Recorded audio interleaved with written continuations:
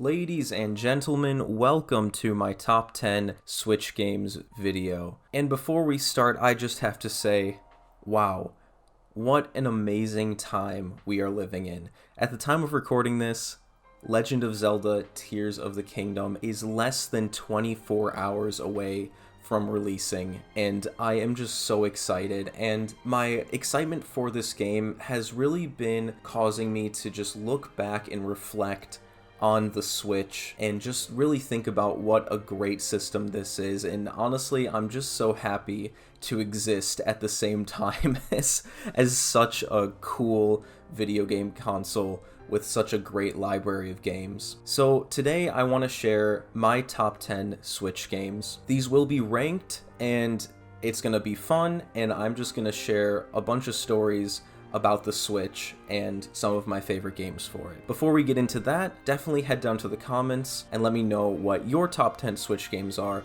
because I'm always curious to see what everyone else is into. Anyways, let's get right into it. In my number 10 spot, we have Fire Emblem Three Houses. And this game is very special to me because this was one of my pandemic games. And we all have these. We all have our pandemic games. But this was, other than one other game that we're going to get to later, I'm sure you already know what it is, this was my pandemic RPG that I got into. So a little bit of background. In March 2020, literally when the pandemic just was hitting America, I decided to move to Japan. Now, I had actually been planning moving to Japan for quite a long time before COVID was even a thing. And I had this job lined up. I had everything all lined up. And then the pandemic hit. And I was like, well, I'm not going to cancel this trip, this move to Japan. I'm not going to cancel that. And I was moving there with my really good friend Bryce. And I was just like, we're not canceling this. We have to go. So I'll never forget being at the airport in America and the lady at baggage check-in telling me, hey, just to let you know, when you get to Japan, you're going to have to quarantine for 2 weeks. And I just remember thinking, quarantine? Because all of this was so new to us back then. It's like, we're going to have to quarantine for 2 weeks? I was like, lady, we have training for a new job, like, in 1 day. What do you mean we're going to have to quarantine for 2 weeks? And yeah, it was just a big mess. And then we got there and we didn't have to quarantine and everything was fine. We went to training, moved into our apartments. And at the time, my friend Bryce was really into Fire Emblem Three Houses. He was on his second playthrough of the game. He was playing through the DLC that had just come out. And he kept telling me, he's like, you got to play this game. You got to play this game. And then we get notified by our companies that school would not be in session for the foreseeable future. So basically, we were told to work from home, but since we were both new at the job, neither of us knew what we were supposed to be doing at home, and our company didn't really tell us to do anything, in particular. So all I really did for about a month was sit in my new apartment in Japan and eat food from the convenience store and play games, and it was a really good time, and I was getting paid to do it. And one of the games that I started playing at this time was Fire Emblem Three Houses. Now, I had played a lot of Fire Emblem games up until this point, but this, to this day, has been the only Fire Emblem game that I've been able to actually beat. And that's not to say that this game is too easy. It's actually still quite challenging. But this game is definitely one of the most forgiving games in the series. You've got the rewind time mechanic. You can kind of see what is going to happen before you send your troops into battle. And I really like that about this game. It's just the most accessible Fire Emblem has ever been. With that being said, I still regrettably have not jumped back into it to do any other playthroughs because there's 3 different story routes that you can do in this game. I only ever did one, and I had a really great time, and I still need to go back and play the DLC as well. But my experience with Fire Emblem Three Houses was a very good one and a very cherished memory at the start of the pandemic when everything else was just kind of falling apart. But I was just sitting in my apartment in Japan playing this game and some other games as well. But yeah, that's my number 10 game. And at number 9, we have Metroid Dread. Now, I have played just about every Metroid game under the sun, but none of them have clicked with me quite as well as Metroid Dread. There's just something about this game that just feels so good. The controls, the gameplay, it's all just so smooth. The map is perfect, and it's by far the most helpful map in any Metroidvania game I've ever played, and it just made this the most accessible and least annoying Metroidvania type of game I've ever played. And because of that, I find it really hard to go back to older Metroid games, even though I really like the older Metroid games as well and appreciate them. But I would honestly love to see more Metroid games in this style, because man, it was just such a great game, and that is why it is at my number 9 spot.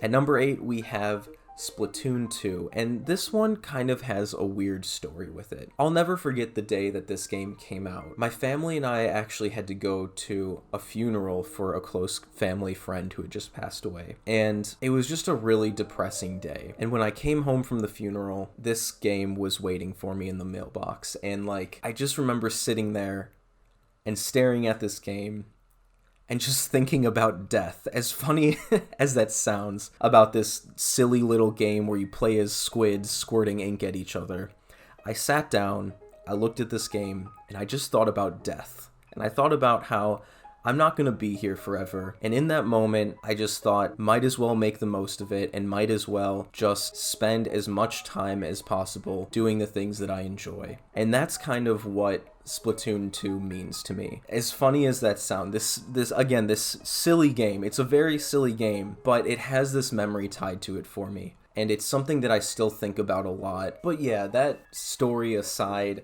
Splatoon 2 is really good, and I have such fond memories of playing this game, hopping online. Also, just the story mode in this game, the single player mode, the world of Splatoon is just so cool and so unique, and I'm so happy that Nintendo kind of went out there during the Wii U era and created this new, interesting IP that's still going strong today.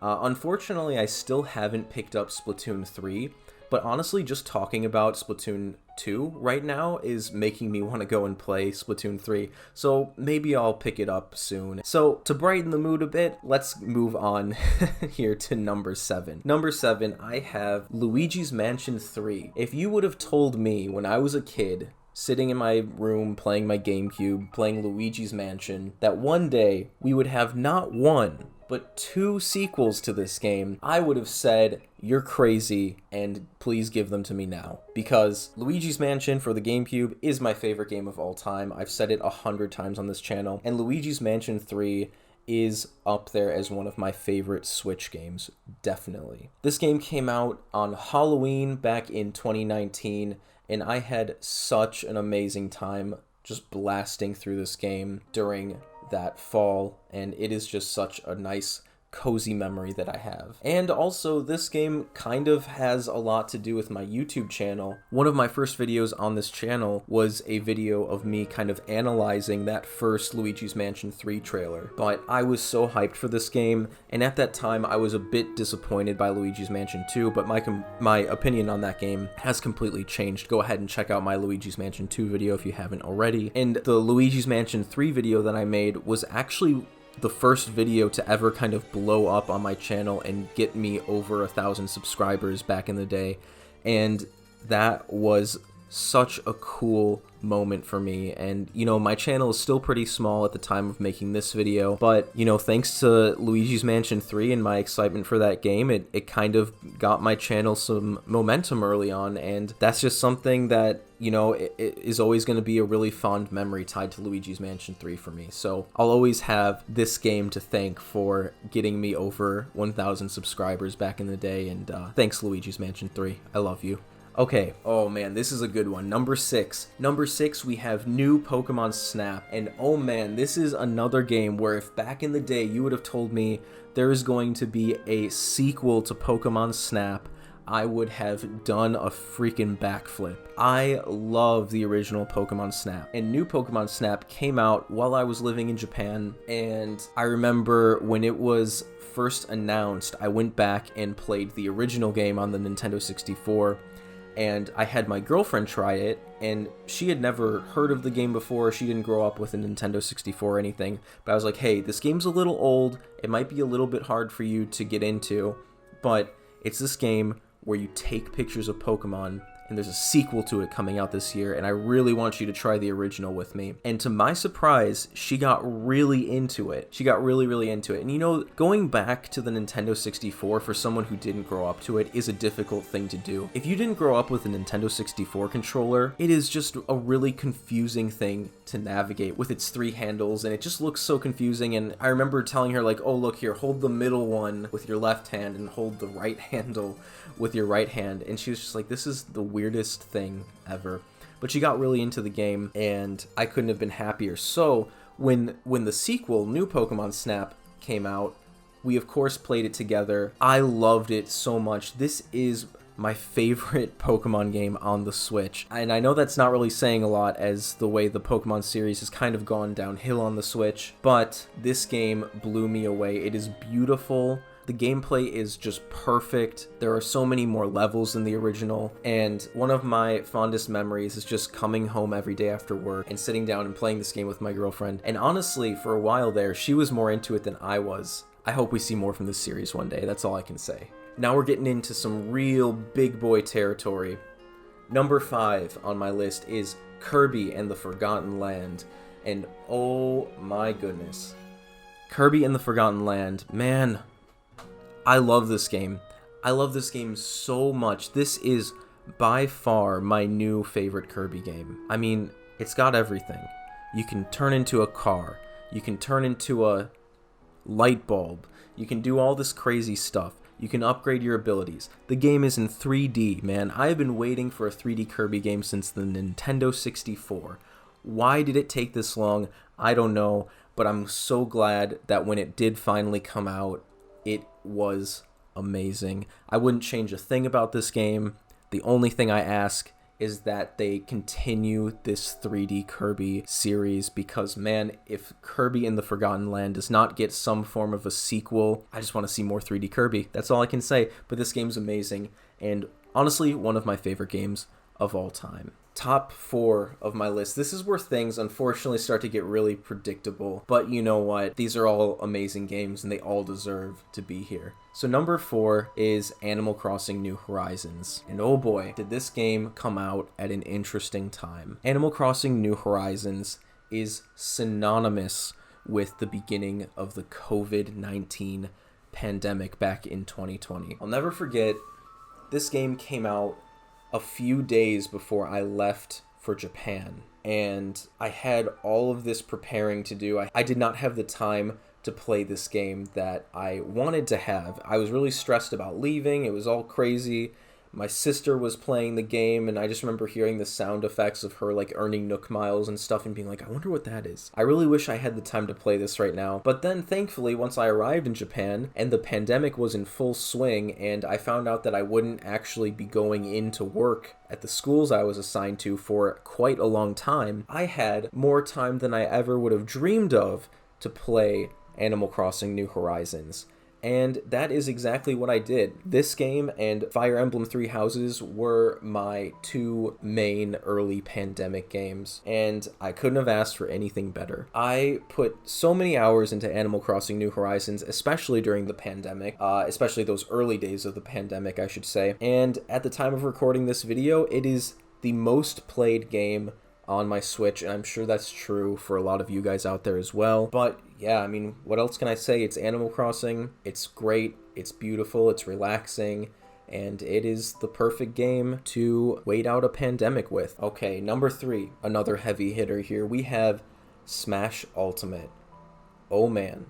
I remember when this game came out back in 2018, I could not wait to get my hands on it. And unfortunately, I had to wait a little bit longer than I would have liked, because this game came out on a cold winter day, and I ordered it from Amazon, and it was taking a long time to reach my little mailbox back when I was in college. And I was waiting around for this game all day. I only had like a couple morning classes that day, I remember, and I was just waiting. I was waiting for the Amazon delivery person to arrive, and it didn't arrive till like 8 p.m., and all my friends were already playing. Everyone was like, why don't you have your copy yet? And I was like, I'm waiting. It's coming from Amazon, because you know me, I always had to have the physical copies, and that's still true. And yeah, but when it finally arrived, Man, in terms of characters and stages alone, this is the best Smash game of all time, and I'm really curious to see where the series is going to go for here, because even Nintendo themselves have said they aren't going to be able to get all these characters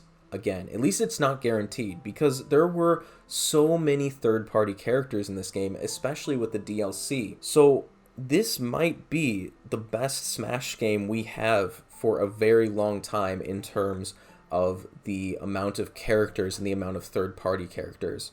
Because with this game, you had Banjo-Kazooie, you had Sephiroth, you had Terry Bogard, you had Street Fighter characters, Tekken characters. This game is deserving of the name Ultimate, for sure. I'll never forget when Banjo-Kazooie were announced. Oh my god, this was a dream character for me since I was a kid, and Banjo-Kazooie are here. My other favorite character, I literally have a jacket with him on the back. King K. Rool, he's here. He's large and in charge. We have King K. Rool. He was my favorite character in this game. And man, the trailers with him in it were so good. He's so funny. He's so big. He's so rotund. Is that a word? Doesn't that mean round? I'm going to make sure that's a word. If it's not, I'll still leave it in, because he is a round, large and in charge man, and he was my go-to character. And man, I could not get enough of Smash Ultimate. We had Persona in this game. We had Dragon Quest. I'm just sitting here remembering all the characters that were in this game. I haven't played it in a while, if I'm being honest.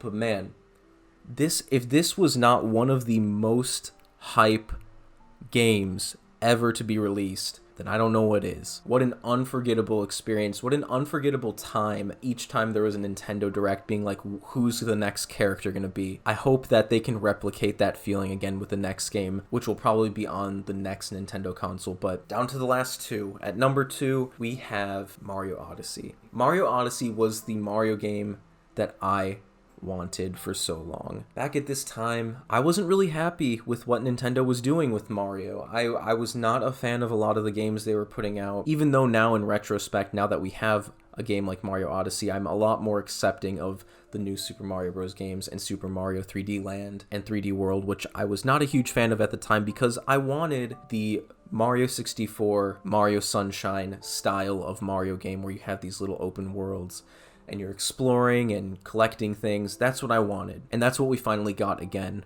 with Mario Odyssey. And I couldn't be happier. I remember this game came out back in 2017. It was another nice crispy fall release. It came out in October of 2017, and I just remember getting out of my college classes every day at that time, coming home, making a cup of coffee, and sitting down and playing this game. And I had this really crappy TV that had really bad ghosting with dark colors, because it was some cheap TV that I got for like $100. It was still like a flat screen HD TV, but it was just really cheap and had a really bad ghosting problem. And I remember that annoying me a lot when I was playing this game, but I still had such a great time. Oh man, I need to go back and replay this game again. I need to go back and replay a lot of these games again, because it has gotten to that point where I'm starting to feel a lot of nostalgia for them, and they're starting to feel like somewhat old games to me that I have these memories tied to. And when that starts to happen, that's when I start really craving a replay of a lot of these games. But yeah, Mario Odyssey, I hope that Nintendo makes a sequel. That's all I can say. It was the Mario game that I had been wanting for years, and I'm just really happy that this game exists. And number 1, who would have guessed it? It's Zelda Breath of the Wild. What a great way to launch a new console. I know this game was on the Wii U as well, but there was something about playing this game on the Switch, being able to take the Switch off the dock and play a game like this, an open world Nintendo game, in the palm of your hands. It was just so different, and it was so synonymous with what the Switch was designed to be, a portable console hybrid. And you really felt that when you picked your Switch up out of the dock back when it first came out and played Breath of the Wild on the go, or laying in bed, or sitting at the table, you know. And man, what a great game this was. Such an expertly crafted open world where there's always something catching your eye. There's always something off in the distance that you want to run over to, and when you run over to that thing, you see 10 other things that you want to go explore. And man, the sequel to this game is literally coming out tomorrow at the time of me recording this. And again, I just get this feeling of, man, I'm just happy to be alive and existing at the same time as all of these amazing games. So yeah, Legend of Zelda Breath of the Wild is, at this point in time, my favorite game on the Switch. But man, there's a lot of good games on the Switch, and so many that I didn't get to in this video. I really had to narrow this list down, and I really wanted to give some games here that I actually have stories to go along with, and there are others as well. Maybe I'll do like a underrated Switch games video, or just like some more personal favorites in the future, but please let me know down in the comments what your top 10 Switch games are. So, thanks everyone for watching again. And if you're watching this after Tears of the Kingdom has come out, which you probably are because this video will probably go up the day that the game comes out, I hope you're enjoying it because that's definitely what I'm going to be doing. So anyways, guys, thank you for watching, and I'll see you in the next one. Take care.